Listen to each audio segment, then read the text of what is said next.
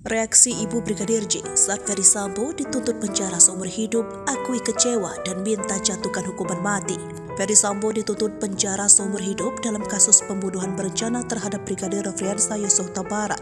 Jaksa penuntut umum meyakini Ferdy Sambo bersalah dalam kasus pembunuhan yang membuat Brigadir J tewas dalam kondisi tertembak. Ibu Brigadir J, Rosti Simanjuntak, buka suara mengenai tuntutan jaksa penuntut umum kepada Ferdy Sambo tersebut. Rosti Simanjuntak mengaku pihak keluarga Brigadir J kecewa setelah Ferdy Sambo dituntut penjara seumur hidup. Sebab, kata Rosti Simanjuntak, tuntutan jaksa penuntut umum tidak sesuai perbuatan yang telah dilakukan Ferdy Sambo kepada Brigadir J. Perbuatan jahat Ferdy Sambo tidak berimbang dengan yang dilakukan kepada anak kami, yang pembunuhannya sangat keji dan biadab, ujar Rosti. Oleh karena itu, Rosti Simanjuntak berharap adanya keadilan dalam perkara pembunuhan berencana Brigadir J. Selanjutnya, Rosti Simanjuntak berharap majelis hakim memutuskan perkara ini secara adil. Keluarga Brigadir J pun meminta majelis hakim menjatuhkan hukuman mati kepada Ferdy Sambo.